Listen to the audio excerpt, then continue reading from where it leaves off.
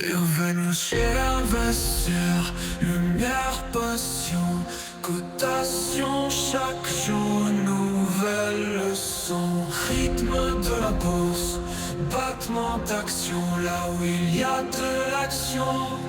Invest sur votre estimation.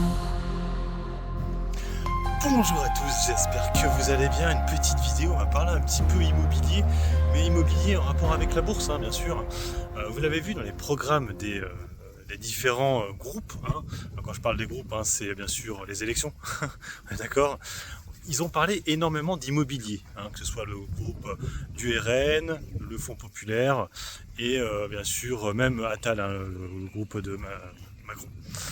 Et il est clair que la part de l'immobilier, en fait l'immobilier avec Macron c'était vraiment le grand oublié. En fait, Emmanuel Macron, ça ne l'intéressait pas l'immobilier.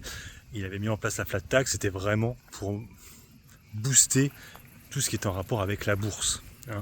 Et on l'a vu, derrière la bourse c'est bien sûr envolé, mais un peu comme tous les autres marchés, il n'y a pas qu'en France que c'est monté.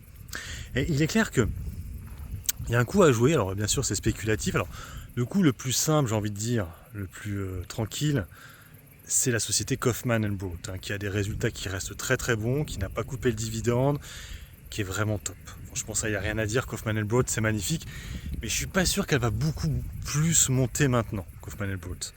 Je pense que là, ça montera, bien sûr, mais beaucoup moins fort que des sociétés comme Réalité. Je suis pas très fan parce que bon, elle est sur Ernest Groff. Et l'autre, bien sûr, la plus connue de toutes, celle qui a le plus gros chiffre d'affaires, le plus gros promoteur de France, c'est bien sûr Nexity. Vous savez, la société qui n'arrête pas de décevoir. On est actuellement à 8 € et des poussières. Et même aujourd'hui, elle est montée assez fort le matin. Et puis, progressivement, elle est redescendue.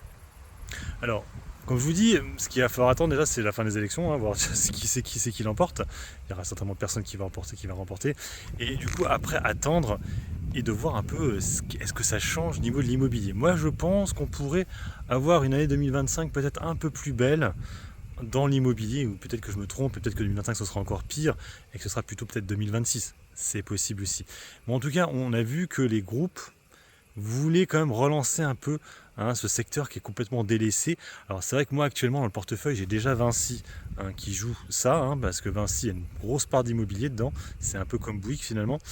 Et, mais je voudrais rajouter en plus Nexity. Mais c'est vrai que c'est spéculatif comme je vous l'ai dit, et je pourrais perdre énormément d'argent. Je rappelle aussi que, énormément je ne mettrai pas beaucoup, mais je rappelle aussi que la société est vadée, elle a 2% de VAD, ce n'est pas pour rien.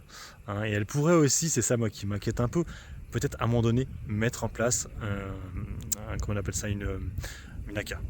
Et surtout il faudra attendre le résultat semestriel, voir si le compte de résultat passe pas dans le rouge. J'ai pas regardé au moment où je fais la vidéo là si le premier trimestre, je sais pas s'il y avait des comptes de résultats, je suis pas sûr, mais à regarder ça, parce que c'est vrai que s'il passe dans le rouge, il pourrait peut-être à ce moment-là dire on doit en faire un. Après, elle n'est pas si endettée que ça, au vu de ses fonds propres.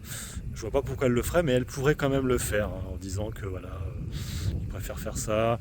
Ils ont déjà coupé le dividende déjà, donc normalement ça devrait être un peu mieux. Mais bon, voilà, c'est une société qui n'a pas de dividende, donc là il faut plus jouer la hausse du cours de bourse, alors que Kaufman c'est plus pour jouer une hausse, mais qui sera moins significative. On pourrait gagner facilement 100%, au moins 80% sur la valeur. Et là actuellement, je ne sais pas si vous l'entendez, c'est un train qui passe Alstom. Bref, voilà. Donc ouais, je vais le tenter. Pour l'instant, c'est vrai que mes quelques trades là ne sont pas très bien passés, mais bon, il y a eu les élections, donc c'est un peu normal.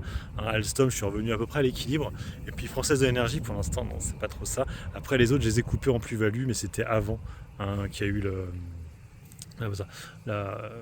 les élections, quoi. Voilà, donc je sais pas ce que vous en pensez. Après, comme je vous dis, si vous voulez pas vous prendre la tête, Kaufman est bien meilleur. Moi, je pense que je vais quand même tenter Nexity pour essayer de gagner le maximum d'argent en pourcentage. Allez, sur ce, moi, je vous laisse. Bon investissement et puis bon trade. Ciao, ciao.